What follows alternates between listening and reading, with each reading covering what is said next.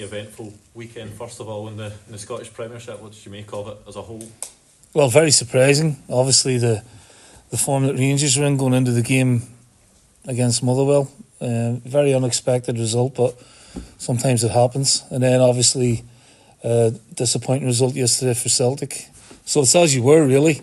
No real sort of damage done for either team. Although psychologically, you're thinking, with Rangers losing, Celtic, would have wanted to take advantage of that, but that wasn't to be the case. So it's still all set up for, obviously, the first title race we've had in a long time. I think both teams would have expected that there would have been, at least one blip before the end of the season, both coming on the same weekend. Is it now a sort of big test of which team has the better mental strength now to bounce back from it and, work through these challenges? Yeah, I mean, you can park the league for a week or so, obviously, because got cup games and, Rangers have got Benfica on Thursday, and that can work in your favour when you've got games of that quality and that intensity, going into the title running. I think there might be a few more drop points along the way, even after the game at Ibrox, Celtic Rangers in April, there might be more drop points after the split. So you're right, it's all about, mentality, staying strong and finding consistency. Rangers, I think, have had that in the main, and that's why it was so unexpected they lost the game at the weekend. Celtic have set a high bar over the years, and they're probably not just reaching those levels that we'd expect of them over the years, but they've still got so much quality. Are you surprised that they've maybe not hit those levels this season? Yeah, I'm surprised, and they've been up and down with their performances. They win 7 and they show what they're capable of against Dundee, and then yesterday it just seemed a bit flat, albeit there's no question that the refereeing decisions had an impact on the game. Your thoughts on that, Neil? There was obviously Brendan had a lot to say afterwards in terms of VAR and the referees involved both in the VAR remand on the field. Yeah, look, I don't think there's anything wrong with VAR. I think it's the people that make the decisions. The technology is there to aid those decision makers, and we've debated it this morning with the guys even here. You have to say that all the decisions apart from the offside for Lawrence Shankland were wrong. I didn't think Celtics was a penalty. Certainly didn't think it was a red card, because again, Yang, there's no real intent there. He's just trying to flick the ball over Cochrane's head. A yellow card would have sufficed. I don't understand. I know people say he's endangering the player. He wasn't. I've seen people endanger players with high boots, and that certainly wasn't the case from Yang. And the penalty that Hart's got was, beyond belief, that decision for me. What has got his eyes closed. He's been bumped by Johnson. The ball lands on his arm, and they come to the conclusion that it's a penalty. So I understand Brendan's frustrations. Although, the bigger picture is, they need to play better at times away from home as well.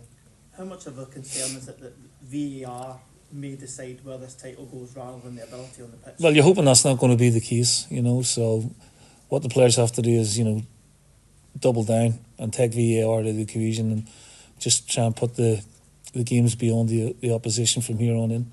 Are we seeing a point where there is this overwhelming idea that the referees in Scotland are just not up to scratch in terms of VAR at the moment?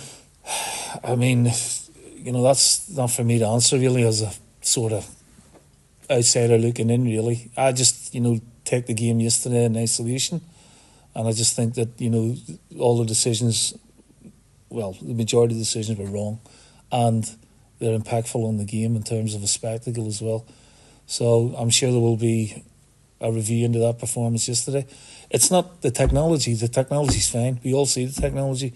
It's the people in the stadium who don't see it, the fans, and they're the paying customer. And there needs to be more sort of messages getting across to them first and foremost. Me doing it as a pundit yesterday, you get to see it from all different angles, and you form an opinion from that. But certainly, I think the referee's performance yesterday there has to be questions asked about that yesterday, just on his decision making more than anything else. Yeah, with this run-in being so tight, what for you is going to be key for the next 9 final games? Consistency, and just one step at a time. There's a lot of hype around each result, each performance. If you're in the Celtic camp, you just gotta you really do have to double down, you know, keep the noises out. Yesterday's a sore one, but again, there's no damage done. No damage done for Rangers. You know, they might get a fill-up from Celtic dropping points yesterday, but like there's 9 games to go. You know, it's still like a quarter of a season, so anything can happen, Caroline, and you got to be on point now, you know, and not listen to any opinions or other people's opinions and concentrate on what you want to do as a player and, you know, what you want to do for your team. As a player, I mean, you were involved in exactly these kind of races. What was it like? Fantastic, exciting. You know, like I said, when I had a title race for a while and for the neutral, it's compelling. You know, and it's for a player to be involved in it, it's fantastic, you know, and yeah, there will be fraught moments, but that's what you're in the game for when you're a club like Celtic or Rangers. You know, you're always under scrutiny, always under pressure to perform and win games, and this is the real sort of test now, you know, between now and the end of the season to get over the line. I don't think the quality's been great, to be honest with you, but it's certainly making for drama and tension, and to be a player involved in that, you know, I'd love to be in that position again. Do you get a sense of which way it might go? Is it 50-50? No. I mean, I've always favoured Celtic just because of the experience they have and, you know, what they've achieved over the last sort of 6-7 years. I know players come and go, but the philosophy of the club is strong. And Rangers, you know, under Philip Clement, have been excellent, you have to say, really consistent. So it's going to be exciting and a fascinating watch for me from the outside looking in. The Scottish Cup, big for both clubs, actually, and Celtic at home to Livingston, potentially at the semi-final. Yeah, I mean, massive. I mean, it's a great quarter-final draw. You know, you've got the 2 big clubs in Glasgow, you've got Hibs, you've got Hearts, you've got Aberdeen, you've got Kilmarnock, who are having a wonderful season.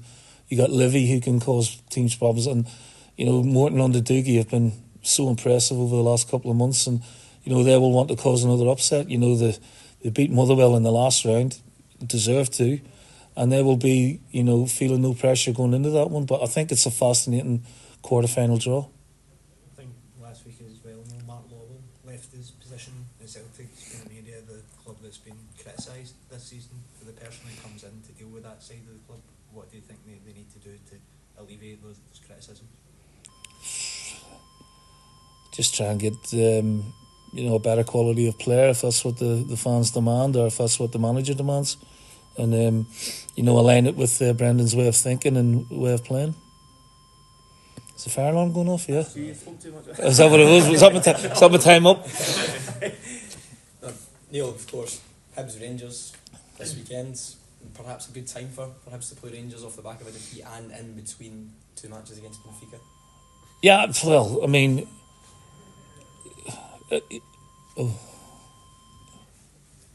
Just one of the noises from the speaker. do you want to do it again? Yeah. Do you want to just crack on? Yeah.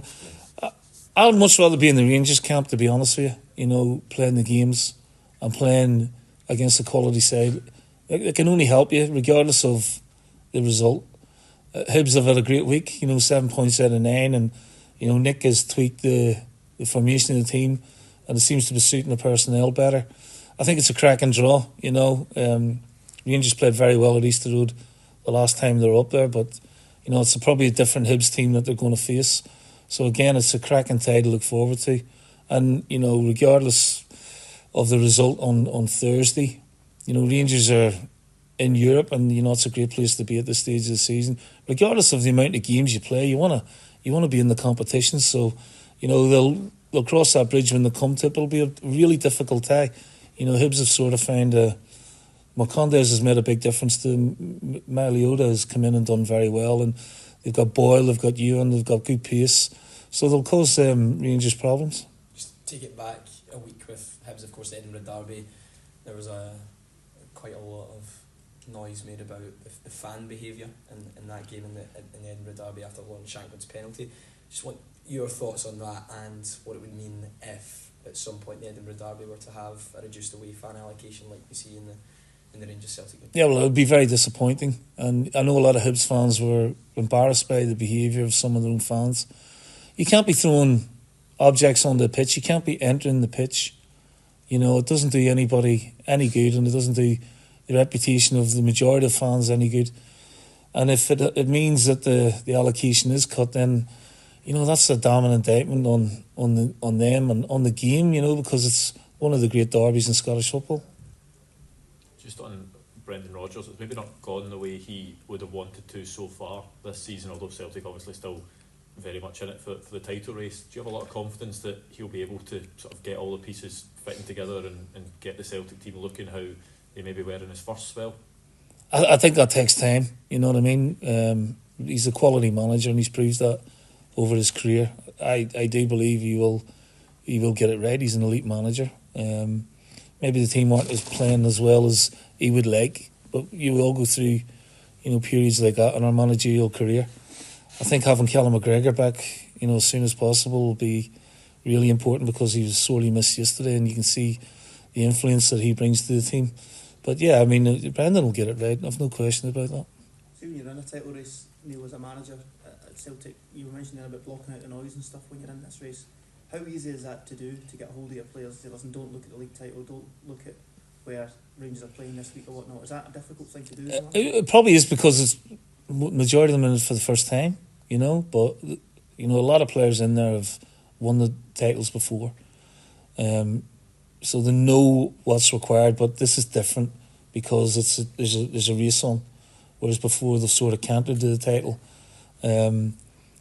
Whether you can control them not to take notice of things, it's difficult to do that, but you just got to keep ramming home that message. Look, this is about us. I mean, Brendan said it after the Motherwell game. They want to write their own story, and I get where he's coming from with that. And on Callum McGregor, he's such a huge piece Yeah. in that Celtic jigsaw, isn't he? When he's not there, you really see it. Yeah, he's a marvellous player. I mean, he's that good. You sort of people take him for granted, and then when you realise he's not there, you see the difference. You know, there was no real control of the game yesterday. You know, he just has that class and game knowledge and experience, quality, and he has been doing that care team for a long, long time. So the sooner Callum gets fit, the better it will be for Celtic. Okay, guys. Cheers.